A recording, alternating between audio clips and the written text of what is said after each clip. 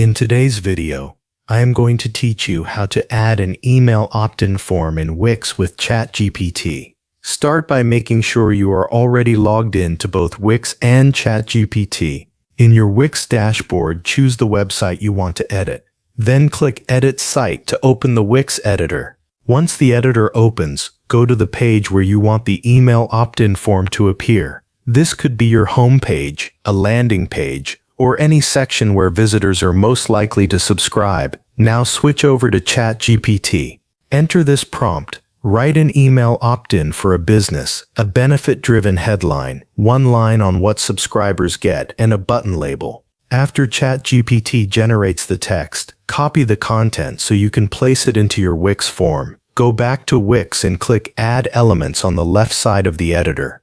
Open the Contact and Forms section. From there, choose a subscribe form and drag it onto your page. Place the form in the spot where you want visitors to sign up. Next, click the form headline and replace it with the headline created by ChatGPT.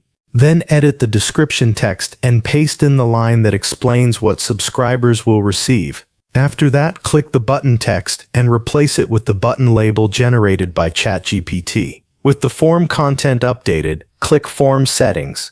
Review the form fields and remove or keep the ones you want, depending on what information you plan to collect. Then open the form submission settings and connect the form to your Wix contacts list. This makes sure new signups are saved properly inside your Wix account. After that, set up the confirmation message that visitors will see after they successfully subscribe. Keep it short and clear so users know their signup was completed.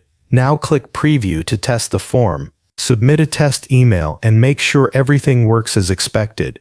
Then open your Wix dashboard and confirm that the test submission appears in your contacts list. If everything looks good, return to the editor and make any final layout adjustments. You can move the form, resize it, or fine-tune the spacing so it fits well with the rest of the page. When you are ready, click Publish in the top right corner.